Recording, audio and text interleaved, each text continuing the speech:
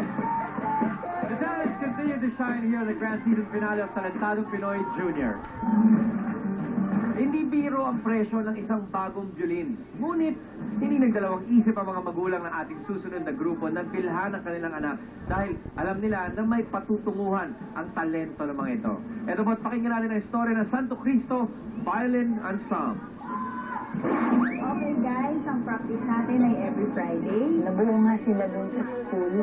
Nung may dumating sa amin na violin instructor, may mga bata na nagsabi sa amin yun yan, na gusto nila mag-aral ng violin. Nag-decide kami na i-enroll sila. Kaming mga magulang, ibigay namin ng violin. Mula po nung natuto kami mag-violin, nagkaroon po kami ng knowledge sa music. At kung hindi rin po kami sumali sa violin, hindi rin po kami magiging magkakaibigan. Congratulations! Santo Cristo Violin Ensemble! Nananalo po kami sa Talentadong Pinoy. Masaya po kami kasi po masusuklian na po namin yung pagod at hirap na binibigay sa amin ng aming mga magulang. Ngayong grand finals, first time lang po namin tugtugin yung piyesa na to. Kaya po sobra namin pinagandaan.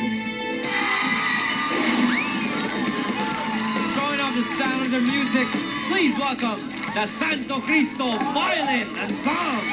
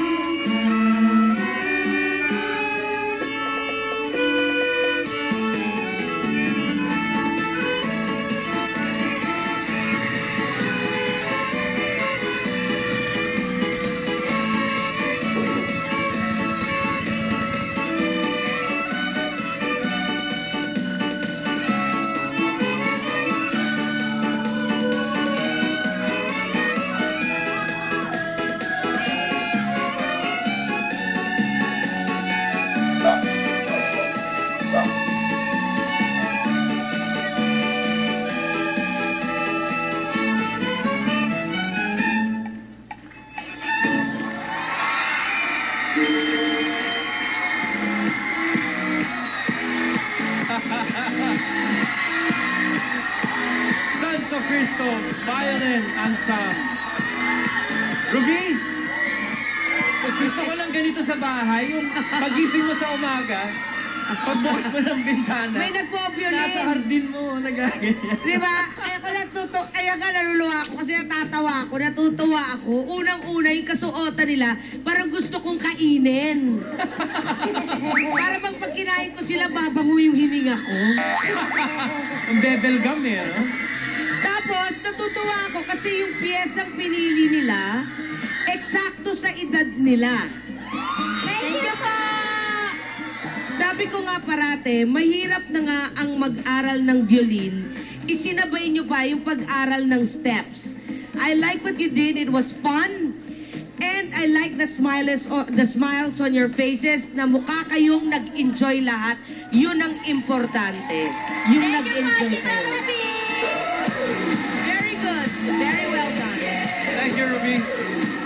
Congresswoman, what do you say? Yes, I love that, Ryan. Yung they started in sections and Uh-huh. then throughout the performance, dami yung fans. And then throughout the performance, thank you, Ruby. Throughout the performance, parang si Stevie Wonder yung nag-choreograph sa kanila kasi gumaganon-ganon lang sila, di Ugoy-ugoy ba? lang. Ugoy-ugoy lang. And then, nakakatuwa yung choreography nyo. Hindi lang siya purong sulong. Meron pa kayong formations. Meron pang nagpipilita corales. Parang inisip nyo na lahat para hindi kami mabore. And then meron pang nag-split. Ginawa nyo na lahat and it really, really worked. Good job. Thank you very much, Lucy. Joey, na-impress ka ba sa ating ensemble? Alam niyo, mga kaibigan, kahit anong mangyari ngayong gabi, itong mga kids na to, hindi ko pa narinig yung isa pa, may isa pa, no? Aha. Pero so far, yung tatlo, sigurado ako na pangiti nyo kami mga judges, na pinasaya mo nyo kami dahil kakaiba yung mga ginagawa ng bawat isa eh. Thank you po. This early nga, Ryan. This early, kung pwede nga lang, i-declare na natin, it's a tie. Aba? Hindi, di ba? Pero hindi pwede. Pero dahil may scoring tayo. Mm-hmm. Alam mo, mahirap yung ginawa nyo. Isa sa pinakamahirap na instrumento ang violin. Ang ginawa nyo pa, may choreography pa kayo at may mga Kending ganun. pa eh. Hindi lang basta marcha na ginawa ng Von Trapp children, no?